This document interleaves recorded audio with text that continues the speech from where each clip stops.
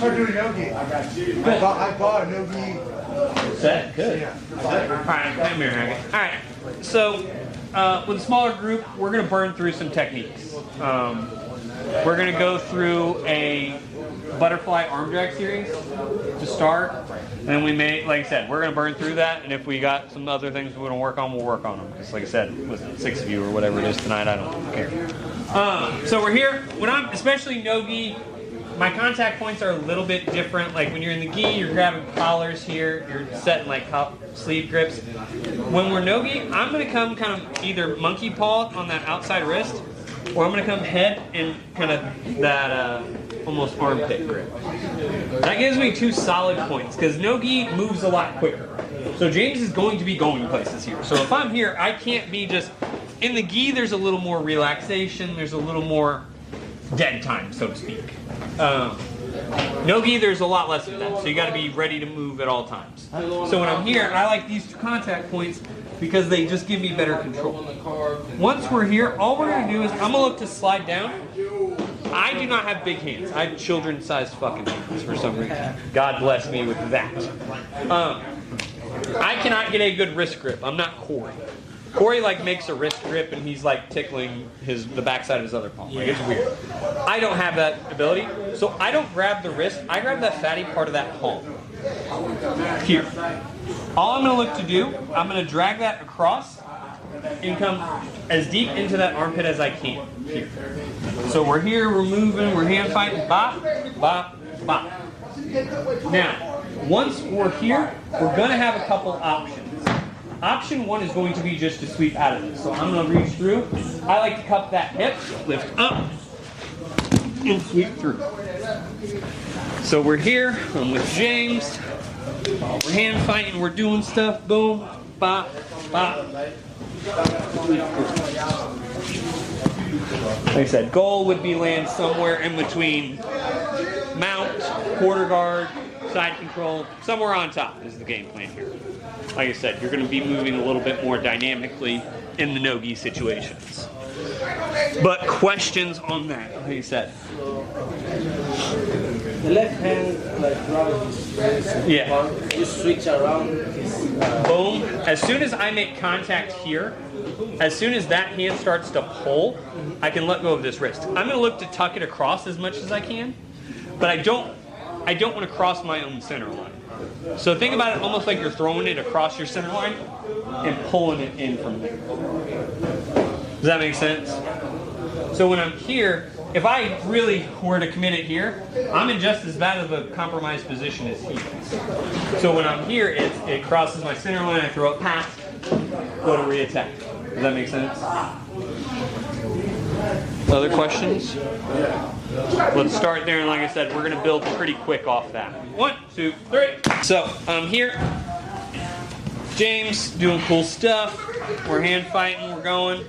Boom. I arm drag here. But let's say for whatever reason that sweep's not really there for me. All we're going to look to do is I'm going to look to kick this shin out and sweep my other leg around. Bop. Here. It's a fat man's back take. Great. But we're here. Bop. All we're looking to do, I'm going to look to extend his trunk. So you're going to pull that arm forward while you kick that leg out.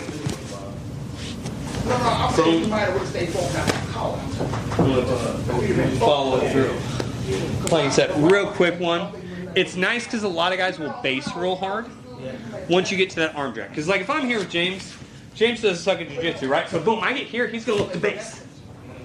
You kick that base out, boom, start sliding your hips around.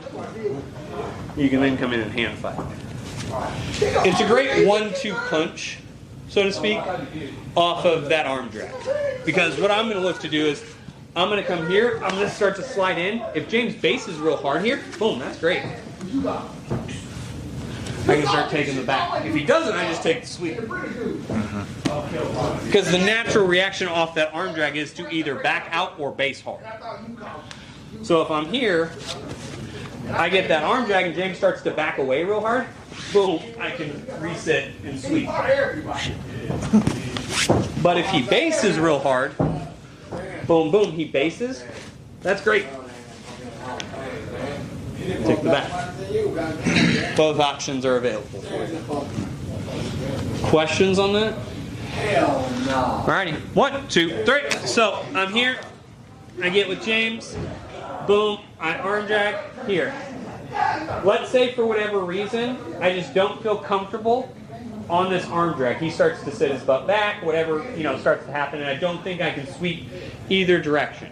I still have his arm beat, so I want to use that. My outside hand, instead of coming to the hip or to the back of his armpit, is going to sneak in. Hand that is on here is just going to roll over. Now, ideally, you would come here and here. It may not always work out that way. You may get Joey or someone who's just broad-shouldered. You may have to come to that modified elbow pinch grip.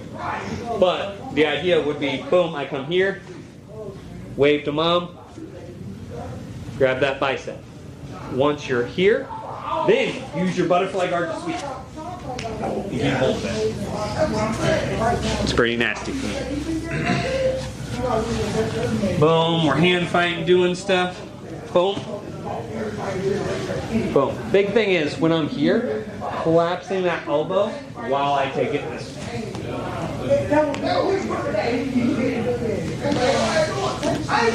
So you have to collapse that lock to get his neck and everything to bend. Otherwise, he's going to have too much neck pressure.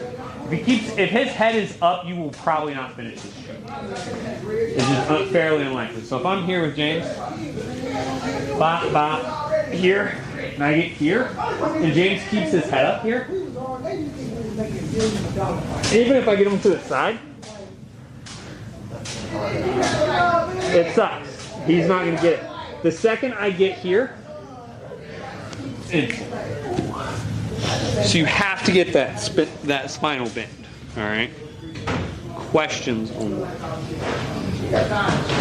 Like I said, it's a nice couple hits in a row right there. All right. 1, 2, 3. Figure it out. All right. So I'm here. Boom. I arm drag. Like I said, you can come over the top this way to get it. But sometimes I need to take the back or I need to score or something like that. So boom, I'm here. All we're going to do is I'm going to look to kind of meat claw around that chest. Once I'm here, my arm drag is going to come to the wrist. I like to still, like I said, grab the palm if I can or plant that wrist. As soon as I'm there, I post and take the back.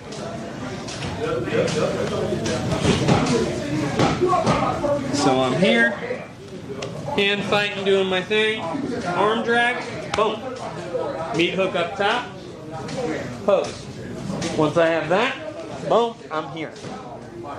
Once I'm here, like I said, I'm going to start attacking fairly early and often on the chokes.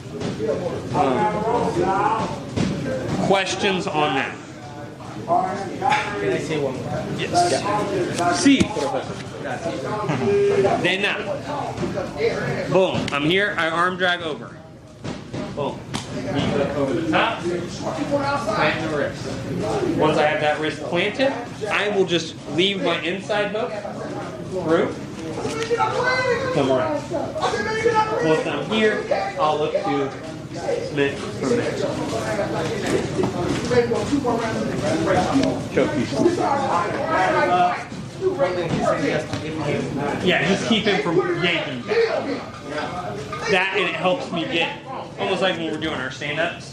Same concept. I'm using that plant on his knees.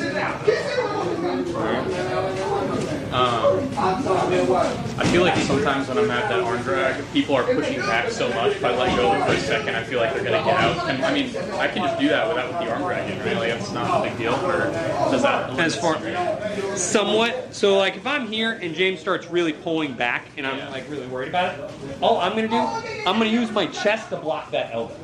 Okay. So even if he starts to pull that arm back here, it's going to take a second. Okay. So that's where the chest connection to his armpit comes in. That's why I'm meat hooking across here. Just so that I'm connected. Boom. And around. Does that make sense? Yeah. Like I said, you may still. I'm not, like I said, Nogi, it's a lot faster, it's a lot slipperier. But that chest connection to his, kind of that tricep armpit area will help some of that. Other question. 1, 2, 3.